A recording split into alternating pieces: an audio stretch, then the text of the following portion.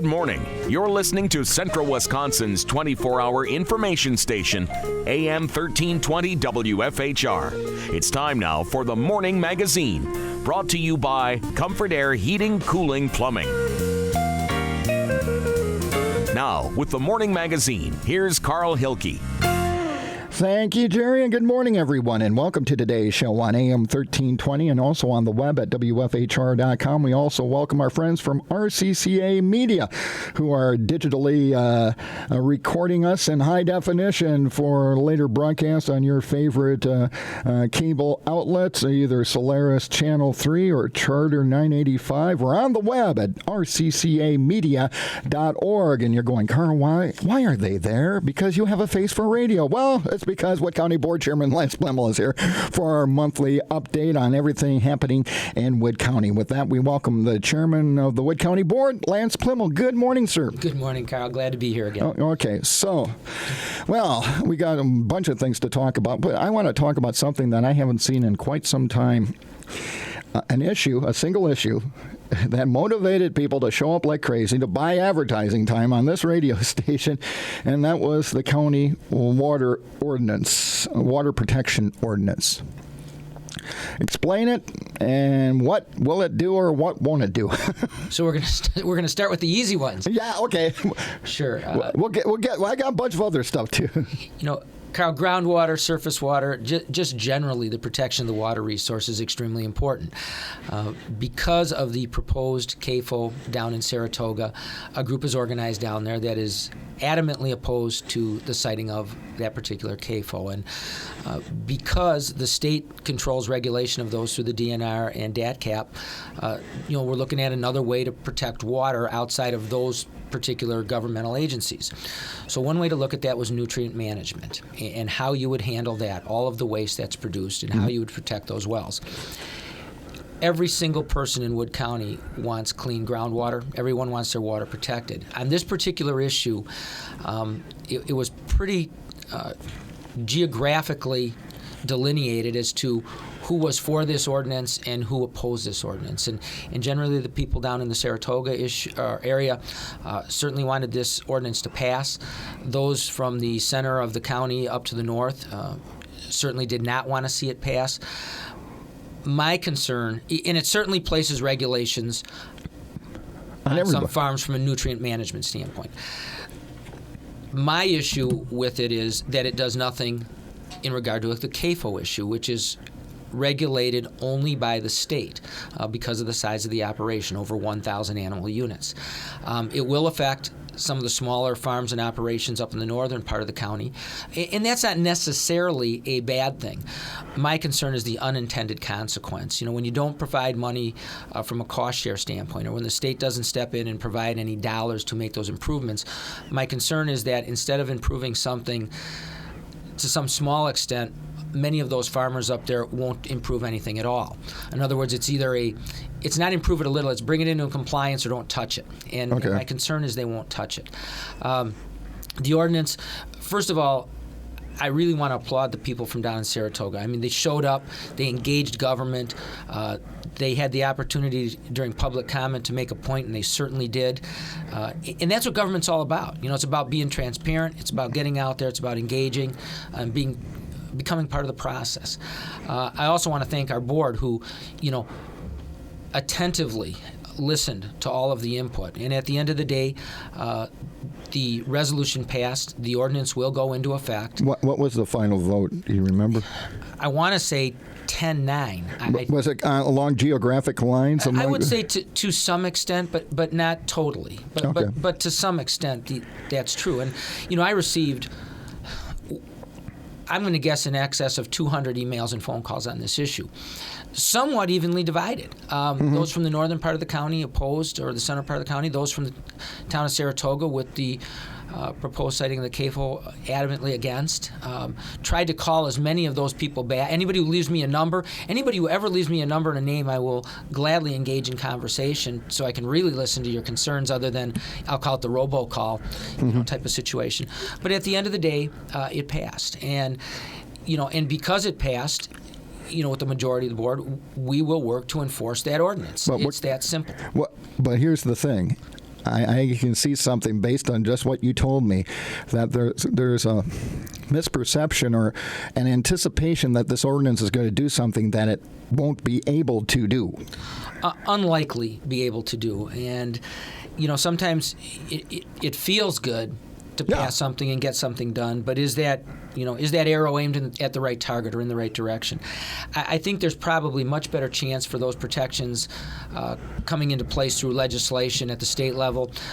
There is some platform being put together by the Wisconsin Counties Association. There's some local legislators who've been working on that issue where you'd actually have some teeth in an ordinance that would realistically protect groundwater. And groundwater is probably the oil, of this century. It probably is the most valuable resource.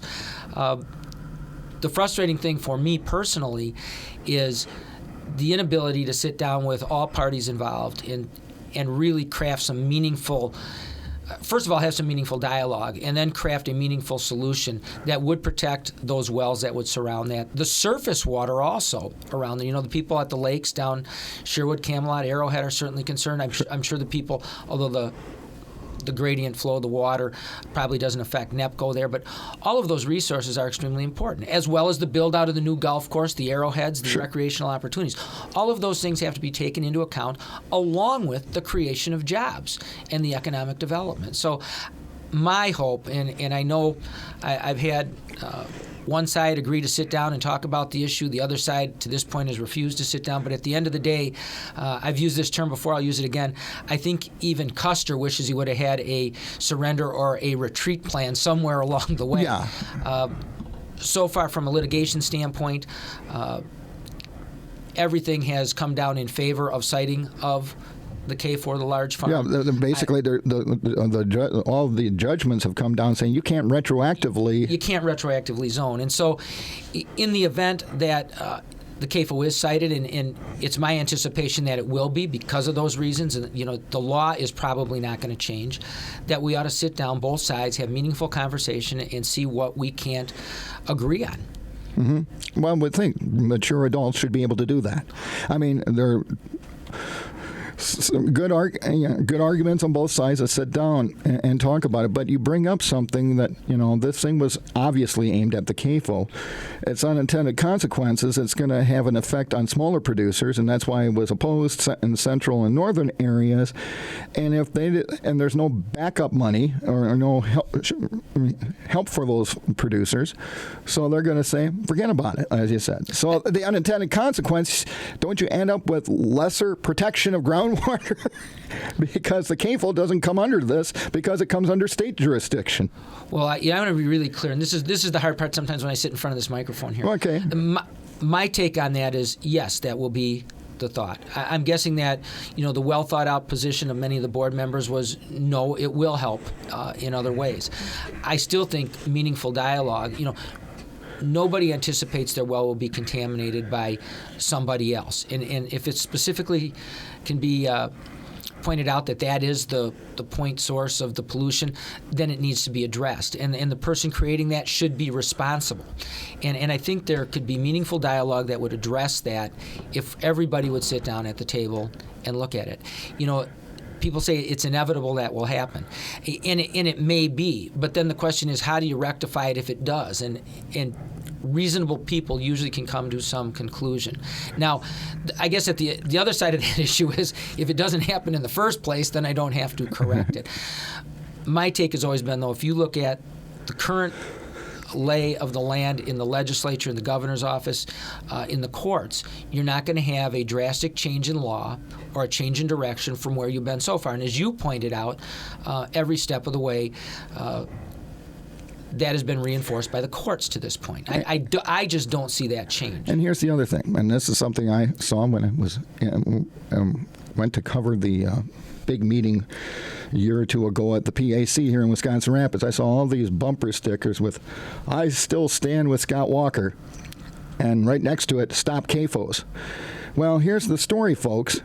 Governor Walker's administration has been very pro-agribusiness, as pro-business in general. And one of the things the governor would love to do is to overtake California in milk production. And the administration has been very friendly to quote-unquote CAFOs. So, I mean, I see that, and I go, huh? Well, it is the dairy state. I know. And one of the hardest things to do when you're involved in that political process, I remember when, every fairy tale used to begin with those 4 words, once upon a time. Yes. And now every fairy tale begins with those 4 words, when I am elected. And the hardest thing to do, is to look people in the face sometimes and say, as much as it makes me feel good, there is no teeth to this particular ordinance or this particular law, and we're really not getting anywhere. And we really need to sit down and we really need to have meaningful conversation, because at the end of the day, I think that everybody in Wood County probably has a common goal in having clean water. Sure. I think that goes without saying. And I just think that we probably have the opportunity to do a better job than we have done to this point. And that only happens when people sit down, they look each other in the face, they quit trading barbs back and forth, and they really discuss the issue. The party trading barbs, these insults and everything else. Sit down, talk, have a real dialogue, a real negotiation. We need to move on to another issue because of our time, and that's the Norwood Mental Health Center. There's the story, federal government coming in and says, you guys got some problems here. And, of course, people, family members, are concerned, sir, about, is that place safe? Is it running amok? What's going on here? Well, that's an interesting story, and you always like to get, at the end of the day, to the bottom line. And and when I hear of an issue like that, the first thing I do is start asking questions up at the facility. The federal surveyors came in, which they do constantly, and they survey a facility. And I can tell you this, no matter if you're a private hospital or you're a publicly run entity like that, the federal surveyors will always have something they find, some issue. The federal surveyors were not up there because there was any issue with the patient, because there was anybody hurt, injured, died, or any other issue. This was a routine This was a routine survey that dealt with a number of issues. I can pretty much say that every issue they looked at did not deal directly with patient care, but how that care after the fact was documented and where those records were kept. For instance, there was one finding that the facility did not use the least restricted method of restraint with the particular resident. In actuality, they did use the least restrictive. They just didn't document that, put that in the file, and put the file in the right place. Okay. That still has to be done. Sure, I'm not excusing that. No. We need to bring that in compliance. So that original survey happened in about, I'm going to say January. They came back in May to do a follow-up, and they found most of those issues had been addressed, but they found a couple other issues they would like addressed further. That list was put together, worked on, and then they came back in July for a follow-up to the survey, and all issues were cleared, every single one of them. And then the unique part, the follow-up, the last page that was in our packet the other day was the Medicaid rating of the facility, which said, in no uncertain terms, and I'm almost quoting this exactly, Norwood rates above average to excellent in every category that we survey. Now, and that's probably a result of the follow-up and some of the stuff that we did, but, we have a very good facility up there, and we have a facility that very few counties have. And you're dealing with a population that is a fairly difficult population to deal with. And I always look at the bigger picture. If there's violations, we want to clear them up. But are we better off having that facility there or not having that facility? And we're much better off having that facility there. And then we need to clean up the record keeping, the way we do things, supervision. If they, one of the issues I think was we didn't have a mirror in the right place to look around, a desk or a counter properly. That is important. Sure.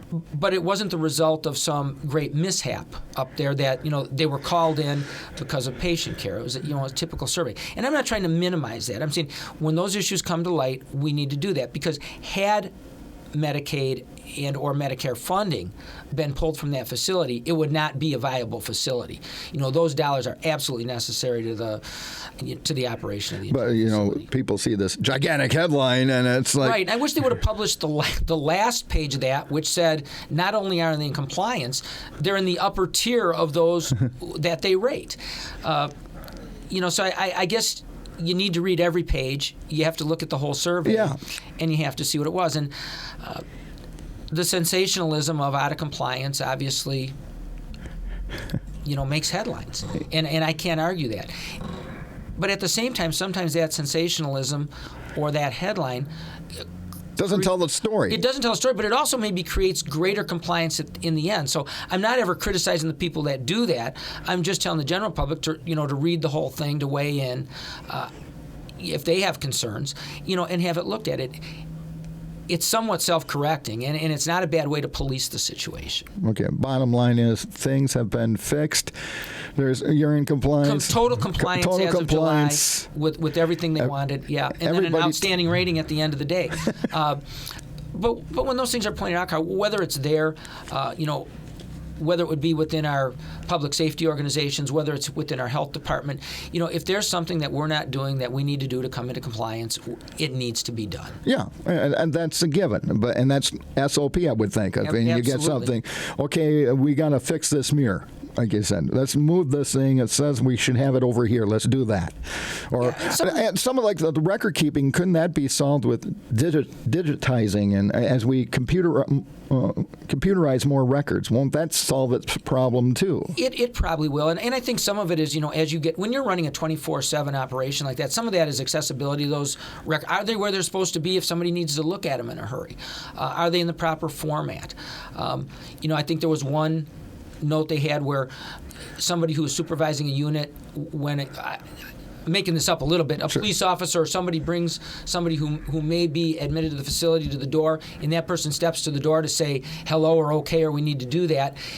Is there proper supervision in the unit when they turn their head away for 5 or 10 or 20 seconds? And and those are the kind of issues that probably can be addressed a little bit with technology, but there also is a cost to all of that. And the thing that's driven budgets higher and created the greatest concern within the county are those within human services across the board. The mental health issues, which we find it very difficult to fund. A single placement out of county of a juvenile with mental health issues can cost the county up to $300,000 a year. If you had 2 or 3 of those in a year, that busts the entire budget. Mm-hmm. So, what level of supervision is needed to create safety? What's reasonable? And those are conversations we need to have oftentimes with the federal government. I would think that everybody would agree that if we had 1,000 police officers in Wood County, it would probably have better compliance and a safer place. But realistically, you can't have 1,000 police officers because we can't afford it.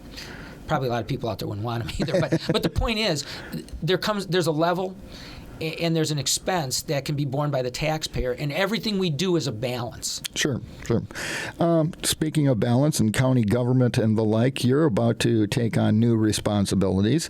Later next month, you're going to become the new president of the Wisconsin Counties Association. Now, care to give us some of your goals in your new position? You got some the controversy over the recently approved budget, even after it was changed extensively by the legislature, continues. So what's the WCA's take on its relationship with Madison? It truly is an honor to be able to serve in that capacity. And that is a result of our county board, our staff, and the people that I work with who, A, have allowed me to take the time to do that, mm-hmm. and B, we have run a county here that's been extremely effective, financially responsible, and has basically done everything right. And that has been seen by the rest of the state. And I've been lucky enough to sit in this chair for a number of years, and because I've been there and maybe at the forefront of some of the things that we have done, I have had the opportunity. But I can tell you right now, if we didn't have a cooperative board of supervisors, if I didn't have staff and department heads who do the right thing, I would never have been granted this opportunity. It is a somewhat daunting task, and I've sat on the executive committee for a number of years. I have chaired a couple of the task forces that the state has run. It allows me to have greater input. It allows me to have people from our county serve in some of those positions where they will have greater input into the process through our steering committees, agricultural, public safety, mm-hmm. Finance, taxation, all of those. And at the end of the day, I get to sit down at the table, as I have for the last couple of years as a member of the executive committee, with those movers and shakers at the state level, both in the legislature, at the universities, and those other places, and engage in those conversations. Like I said, I'm extremely honored. My I was asked yesterday, actually, with one of the groups that was up from Madison doing an interview with me, what are my goals? Continue to have the Wisconsin Counties Association, be the premier lobbying group for county interests. To hold down property taxes or shift that property tax burden to something that's a more progressive tax rather than a regressive tax. We're taxing people out of their houses. We're one of the highest taxed states in the nation. Long-term transportation funding. How are we going to solidify that? How are we going to make that work? It can't be year to year, kick the can down the road. Which we've been doing. Forever. I thought it was amazing this year when they thought it was wonderful that we went from $1.3 billion of bonding to somewhere between $500 and $800 million of bonding. Well, you can do that for a year or two or three, but you can't do that forever. At some point, sounds like the rubber meets the road, so to speak. And there's a number of options that were put forth in a nonpartisan effort through the LGI, which is the Local Government Institute, that offered 10 to 15 solutions as to how to do that. And it was probably be a blend of all of those that would work.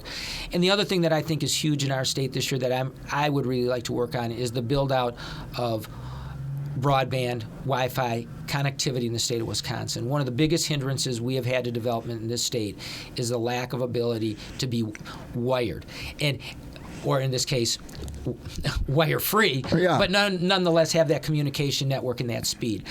I'm amazed still when I drive down state highways in central and northern Wisconsin that I can't make a cell phone call.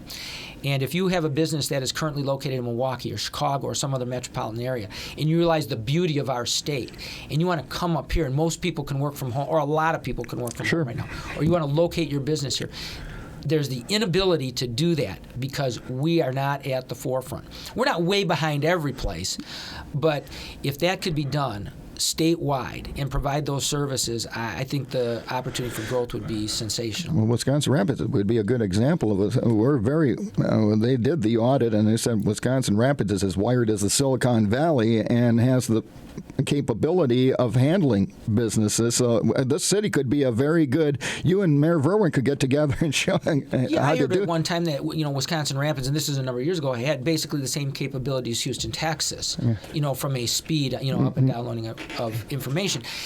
Yet, if probably half of the state doesn't. That's it. And I mean, it's a statewide issue, and it comes to education, plays into that too. Those youth that are in schools in those areas don't have the opportunity that they have in some of the other places. And let's face it, our society is moving that direction. Oh, yes. If you can't pull out your phone or your iPad, connect and do business, you're not going to be here. Wrap up real quickly here.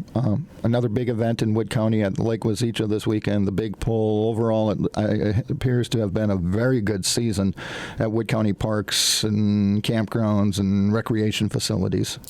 I certainly want to congratulate the aqua skiers who went and won the Division III state championship, and then went out and won the Division II national championship, which is pretty amazing when you step up the whole division and then you win their national championship. But out at Lake Wazeecha, they've hosted the Big Pull event, which is where they try to set records for the largest pyramid in the world, and basically it's an Evinrude event, used to show the power of those engines. But there will be, I've heard numbers as high as 180 skiers on site with the pyramid, with 72 people behind a single boat trying to break some records. There will be some other skiing records attempted out there that same day. There will be a ski show done by kind of an all-star cast at the end of the day. It's a free event. It's in one of the parks that is just a jewel within our park system. I would recommend those people in town, if you're looking for something to do and you're looking for something inexpensive to do, that might be a great place to do it. Do you have time for half a minute here? Yeah, go ahead. The other thing I was going to touch on real quickly is the road projects. I was going to ask you. We saw that we bonded for a lot of those this year, Carl, and we finished a number of projects. The Double D project is now finished. County Road Z, south of 73, out of Nakusa, is finished. County N is now finished. Right now we're working on County Q from County D as in dog to Highway 73.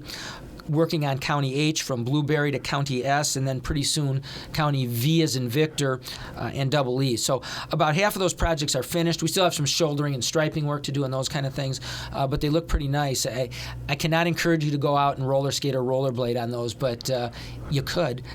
So it's looking pretty good. Well, it's been a good summer, and best wishes on your new responsibilities with the Counties Association, and I appreciate your time this morning. Thanks, Carl. Appreciate it.